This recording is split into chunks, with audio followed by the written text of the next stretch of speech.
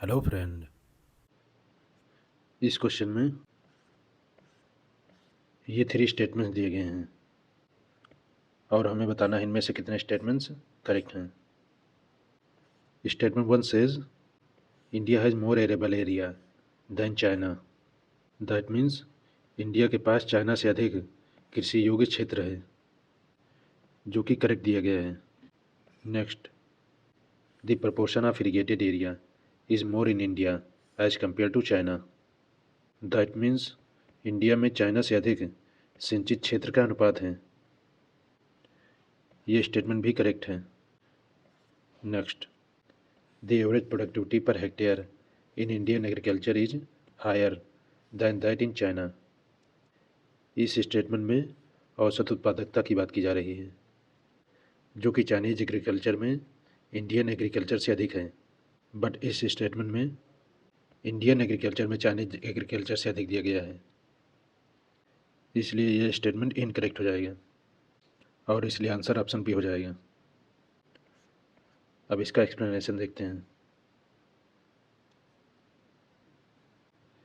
इस पेज में ये फर्स्ट स्टेटमेंट का एक्सप्लेनेशन है। क्वेश्चन के फर्स्ट स्टेटमेंट में एरेबल लैंड एरिया की बात की गई है। यहाँ पर एरेबल लैंड की ये सिंपलेस्ट डेफिनेशन है।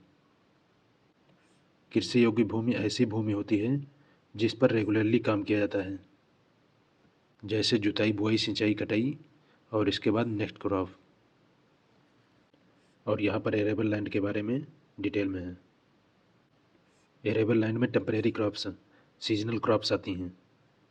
टेम्परेरी मीडोज, पैस्चर, चारागाह एंड घास के मैदान। एरेबल लैंड में किचन गार्डन्स भी आते हैं। किचन गार्डन मीन्स घरों में जो खाली ज़मीनें पड़ी होती हैं या फिर बगीचे होते हैं, उनमें जब सब्जियां उगाई जाती हैं तब उसे किचन गार्डन कहते हैं। और इसमें फैलो लैंड भी आती हैं। फैलो लैंड्स ऐसी ज़मीनें होती हैं जिनकी फर्टिलिटी कम हो जाती है और इनकी फर्टिलिटी इंक्रीज़ करने के लिए इन्हें कुछ सालों, मैक्सिमम 5 ईयर्स के लिए ऐसे ही छोड़ दिया जाता है। लेकिन एरेबल लैंड्स में ऐसी ज़मीनें नहीं आती हैं जिन्हें शिफ्टिंग कल्टीवेशन में छोड़ दिया जाता है। अब यहाँ पर परमानेंट क्रॉप्स के लैंड के बारे में जानते हैं।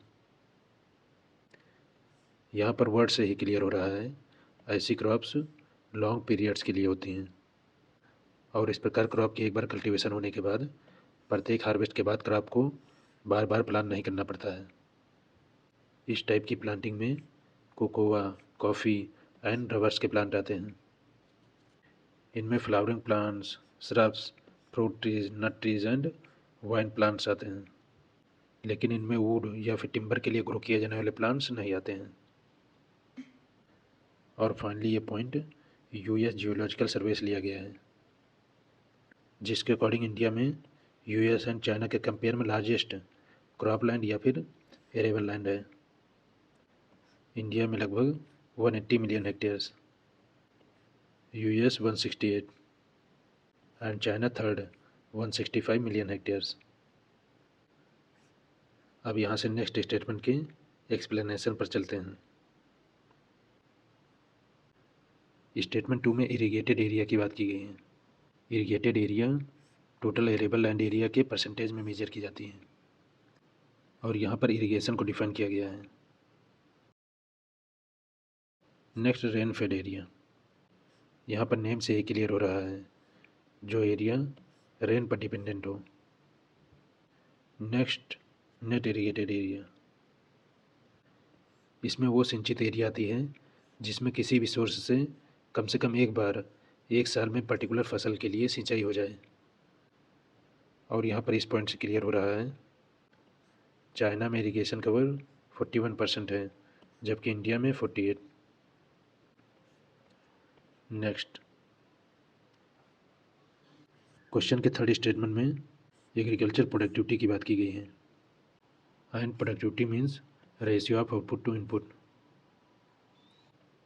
और इस पॉइंट में चाइना एंड इंडिया के आउटपुट की मॉनेटरी वैल्यू है, जो कि चाइना में इंडिया के कंपेयर में 3 टाइम्स से भी ज़्यादा है।